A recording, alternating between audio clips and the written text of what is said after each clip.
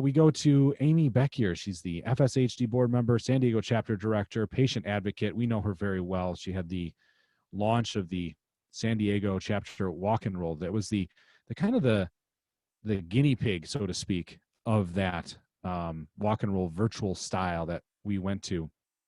And she's working on logging on right now as we speak here. Let's get her to, if Amy's got her mic muted. See if we can, I cannot, I don't have the power. There we go. Hey, Amy, how's it going? Good. Can you hear me well? Yes, I can. Coming in loud and clear. That's perfect. Good. How are you doing? I'm hanging in there like everyone else with all our trials and tribulations. That was a marvelous segment before me. I'm following a real challenge. She did a wonderful job. Yeah, it was amazing information that Michelle gave us there, and kind of it felt like Fulcrum gave us layer upon layer between their three representatives of what they're doing, and they did. I think they must have collaborated prior because they didn't like repeat each other. So we had a lot of great fresh information from one to the next. And you're here though to talk to us a little bit about FSHD Society from the sunny San Diego. Is that what I'm seeing? Is that the sun behind you there? Yes, yes, it is. It's a beautiful day. San Diego is beautiful, benign weather. I'm enjoying it. Oh man. Okay, I'm down here in my basement, Amy, just so you know. I have an extra bedroom. Come visit. Oh, that's great. Tell us a little bit about your 2020, the walk and roll virtual. How did that pivot go? I know I kind of mentioned that as you were coming on, that the San Diego chapter was more or less the trial run, right? The guinea pig for going virtual. Yeah, we were. We did. Everyone just pulled together. It was amazing. I did not expect the kind of participation. Everyone is so COVID exhausted. And it was almost as if they were looking for an excuse just to let loose. And my friends just came through flying colors and just not only did a wonderful job with the 2020 San Diego Walk and Roll, which was prior to our national event, but they were so excited that when the national event came around in September, they insisted on doing an additional mini golf fundraiser. So God bless them, they went back to the till twice. Wow. Well, you are a golf fan. You're an avid golfer. I know FSHD has taken some of that away, but I know you're a competitor, and I think that comes out in you a little bit when it comes to the walk and roll, doesn't it? And I think so. Fighting against this thing, like it's another thing you compete against. Yeah. Something to keep my head out of my own issues and just pull me into something else. And it's fun. It is. Yeah. I mean, my wife goes. She is a lot better golfer than I am, which I actually enjoy that. I like the fact that my wife can outdrive me almost every time. I'm like, man, she did it again. So it is a great way to get outside, a great way to obviously to raise money.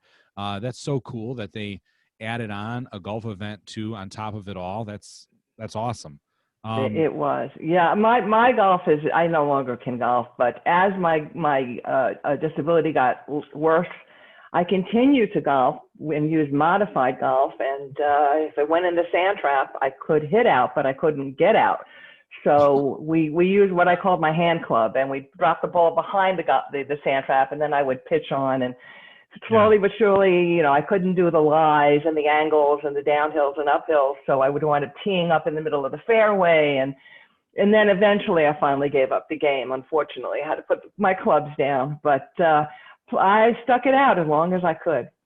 Yeah. Well, that goes back to that competitive fighter spirit. I think that's what kind of encompasses even today. I was excited to see your name on the board to talk a little bit, because you've been around the FSHD Society for a while.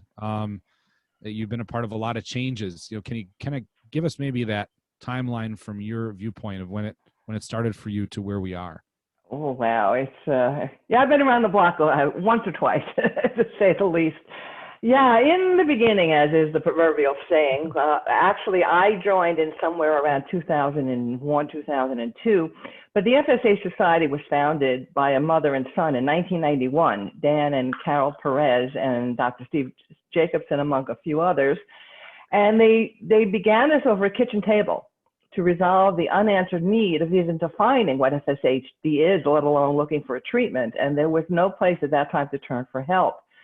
Today, it's become one of the largest grassroots organizations of its kind, and we are now well regarded worldwide.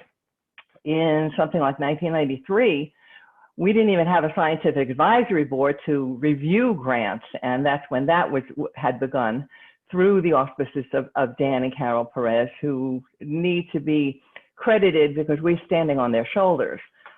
Today, we've grown to the point that the Society has invested something over $10 million in research, contributing along with other nonprofits and the NIH. And by our contributions and growing the acknowledgement of FSHD as a serious disease, that has spurred the NIH to open up their pockets and develop more with us. I mean, our first patient conference, I believe it was in San Diego, had only 70 patients in 1997.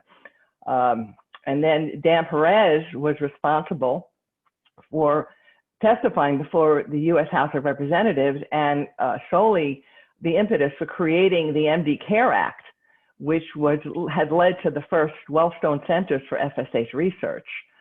As I said, we stand on these giants' shoulders and have succeeded because of their tireless work, dedicating to finding a treatment for this debilitating disease.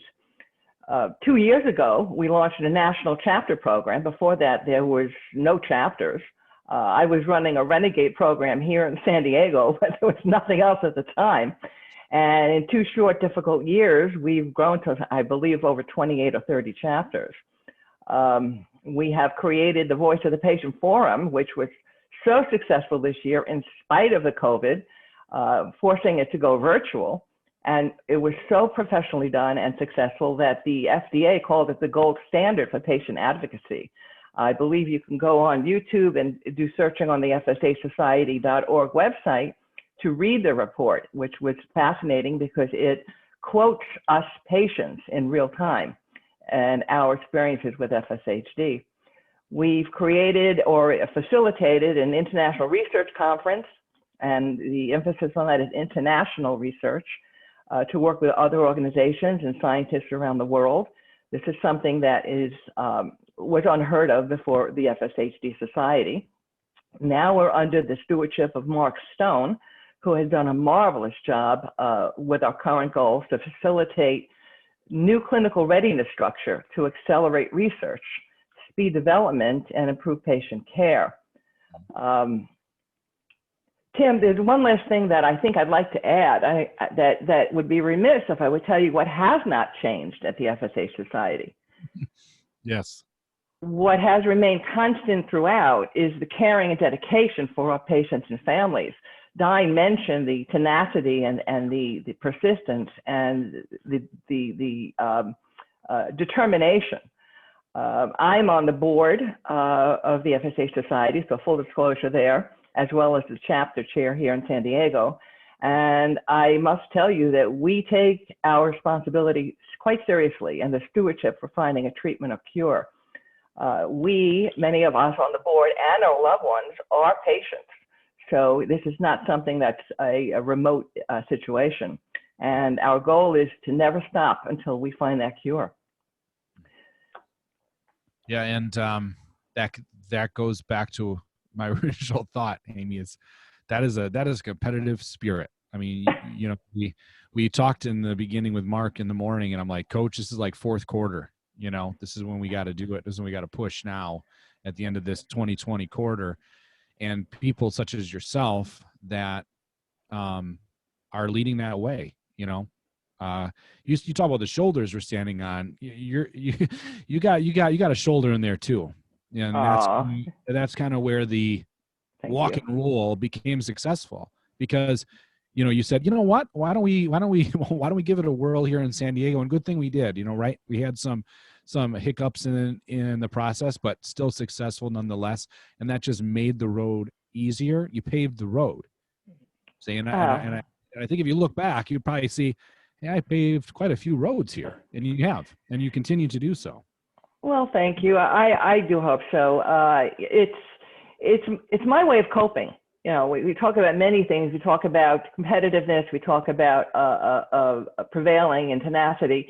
It's also my way of coping. And when people say, well, you know, why do you do this besides the fact that it's your disease? And it's because I get back love, I get back compassion, emotion from people, and I get back more than I give. And if anybody's looking for an outlet for their frustration, the way to turn it on its head is to get involved. Yeah. Well, you also have that great sense of humor too. I know that I've heard comments when people talk about you, you know, Amy, she's funny, even though she's been good things, and she's funny and makes great positive comments despite all of it. How do you keep that? How do you keep that mentality? Well, I don't know. I suppose I'm a little bit twisted and perverse. You know? Not perverted, although I don't know. Some people have accused me of that as well, but I'm not so sure there's a difference. But you got to turn things on their head. I think you've got to take something, and you can go very dark. And yes, we all are having issues, and we're all having our bad days. And you know, I can be accused many times of being a Pollyanna. A lot of times on the chat groups, I try to turn it to a positive side, and people who are struggling at the moment get angry with that because they don't necessarily want to hear that it's going to be okay. They're angry, they're mad, they're hurt. And I'm not a Pollyanna. I really do recognize the difficulty because I'm going through it as well. But I think what you've got to do is try to take the issue at the moment and look at it from a different angle. Go outside of yourself and look at it outside the box, and not being afraid to look at the funny side of darkness. And it takes practice. It's not something that comes naturally. I think it requires to take a step back out of the situation and sort of removing yourself from it and not taking things as seriously. And I find that the humor offers a gift in return. You know, it really does put things in perspective. And by acknowledging the negative rather than letting it hide in the shadows of denial, by turning it on its head and reviewing it on the opposite side and saying, well, what's funny in this situation? I'm sitting on my ass in the middle of a parking lot. You know, it is kind of funny. If it wasn't me that everyone's looking at with horror on their faces, feeling sorry for me, you can turn it into a joke, you know, and that's what comedians do. And a lot of times, perhaps that's why they use humor as a way to cope themselves. Right. Oh, I totally agree with that. I totally agree. With 2021 around the corner, thank God. At least I hope, right? What's down the road for the San Diego chapter coming into the next year? At this point, I'm letting everybody sort of catch their breath. I don't want to burn them out, and I want them to look forward. So we actually have, as a lot of the chapters do, this coming Sunday, we're doing a joint social network meeting with all of California.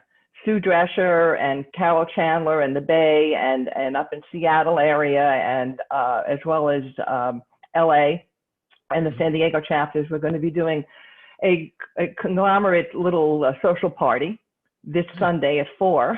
If anybody wants to, there'll be links on our Facebook pages. They are welcome to join in and bring your own booze. We're doing it virtually. And there will be, at the beginning of the meeting, Sue Drescher's husband, Kent, will be taking questions and answers and discussion about ways of coping with FSHD and COVID. And having little social meetings and parties is one of the ways we do it. Absolutely. And this is another way too, listening to a positive voice such as yourself, Amy. You're always that person, right? It's tough to be the anchor or the foundation sometimes, but you do wear it well. You do a great job for all of us. Big time inspiration. You should be a motivational speaker. Oh, thank you. Well, and likewise too, you know, you're doing just an incredible job giving of yourself. Every week when you do the radio program, and then the Giving Tuesday has been so successful, and it's all because you have taken the helm on that. So I want to thank you for that. Oh, thanks. Thanks for saying that. Means a lot, especially coming from you, Amy. I appreciate that for sure. Thank you.